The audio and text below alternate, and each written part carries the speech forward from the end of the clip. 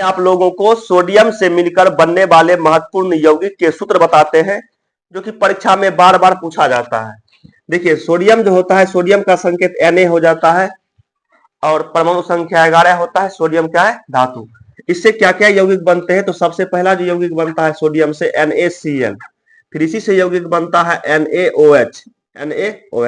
इसी से बनता है क्या कहते हैं Na2CO3 इंटू 10H2O। इसी से बनता है NaHCO3, फिर जाके इसी से बनता है Na3AlF6, इसी से बनता है Na2B4O7 इंटू 10H2O। अब देखिएगा सबका नाम का यदि हम बात करते हैं तो NaCl ये हुआ सोडियम क्लोराइड, इसी को कहते हैं साधारण नमक।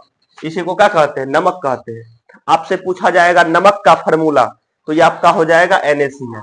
NaOH इसका रासायनिक नाम होता है सोडियम हाइड्रोक्साइड, इसी को कहते हैं कास्टिक सोडा। कास्टिक सोडा परीक्षा में कई बार पूछा हुआ है कास्टिक सोडा का फार्मूला, तो NaOH।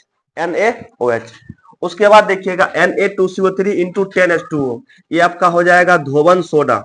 धोवन सोडा या धोने वाला सोडा, या इसी को वॉशिंग सोडा भी कहते हैं। ठीक है। NaSCO3 इसका रासायनिक नाम होता है सोडियम बाइकार्बोनेट, इसको कहते हैं बेकिंग सोडा या इसी को कहते हैं खाने वाला सोडा। खाने वाला सोडा।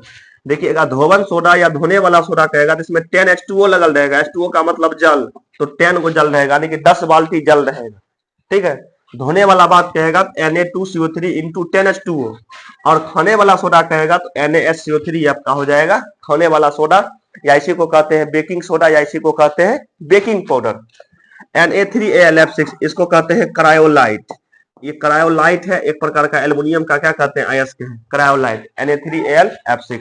उसके बाद Na2B4O7 इंटू 10H2O इसको कहते हैं बोरेक्स। ये बोरेक्स हो जाएगा। सभी परीक्षा के लिए महत्वपूर्ण है और बोर्ड परीक्षा में पूछा गया भी है।